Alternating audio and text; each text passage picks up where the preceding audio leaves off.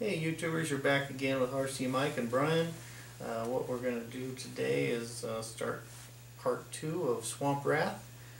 Today we're going to be pulling the entire car apart. The first thing you want to do if you are going to do a project like this when you get a brand new car is test the car before you start disassembling it, making sure everything works. So we've put in a battery, and battery's in the remote. Go ahead and turn that remote on. Right. You just want to do a car check. If for some reason the car does not work when you get it, that's the time you want to send it back. Not after you've taken it apart and you've got nothing but pieces and then realize something doesn't work. So some of the things that we're going to do to this car are going to completely void any warranty that you might have. So you want to make sure that in the box stock form that it works and everything functions as it should. So that's what we're going to do. So you've got your radio on? Yes. And the car's on. Alright. The speed control goes through a little sequence of beeps and buzzes, and so you want to let that do its thing. You can see it's got nice little lights front and back, making sure those work. And go ahead and do the steering check. Steering looks good, and go ahead and throttle up. There's your high speed and forward, and go ahead and reverse. And your high speed and reverse. So at this point everything looks like it's functioning properly. The electronics in the car will use some of them but not all of them. So we just want to check and make sure it's working as is. So now we're going to go ahead and turn the car off and turn the radio on.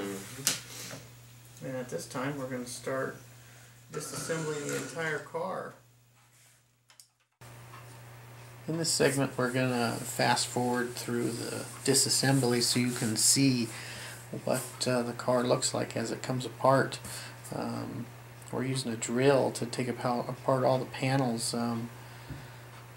If you were to do this by hand and say you needed to get to that motor or the transmission or just the slipper clutch, it can be extremely difficult to get into the center of that car.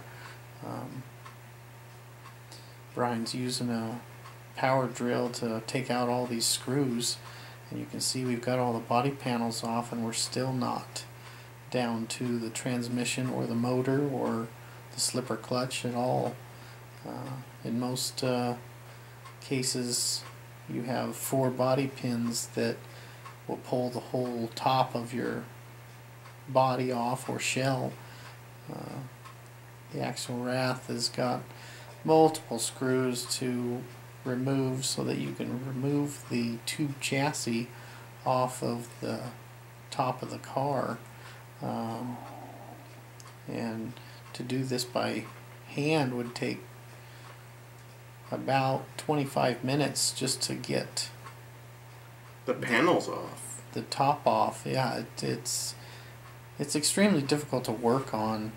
As you can see, we've got the shell off now, and now you can get to the motor, and we're taking the shocks off too. And now you can see the motor in there and the tranny, and it's got a nice gear cover on there. And at this point you can work on the car, but Brian's into the disassembly probably about 20 minutes right now using power tools. Can you imagine doing all that by hand? It would take forever. Yeah, it would take forever. So, and in here we've got the interior body still trapped inside that tube chassis. We're trying to get to the radio box and get the receiver out and the speed control. Everything's just locked in there.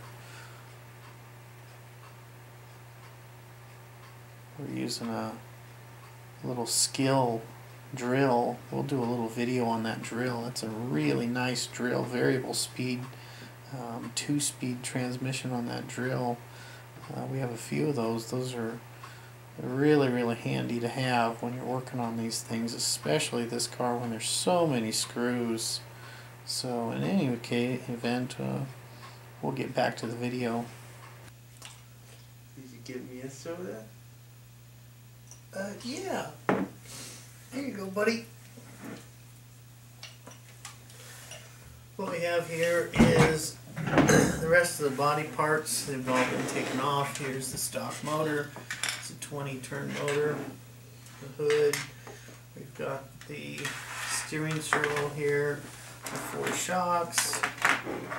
Yes, they're nice shocks, but we won't be using those. And here's the Axios, the AE2 speed control made by Castle. It's a great speed control for a brushed motor, which is what this is. We'll be using that in another project. Here's the 2.4 gig receiver, real nice and small, real nice little radio box. We're going to try and waterproof this so that stays nice and dry. Here's the light controller. Here's the gear cover, which is nice. And here's what's left of the chassis after we've got it taken apart. And here's the tube shell or roll cage that's such a pain to get off the car when you want to work on this motor. You got to pull this whole thing off. Very difficult to get to, and it takes a little bit of time. So anyway, with that, we're going to start rebuilding it and putting it back together. So we'll see you next time.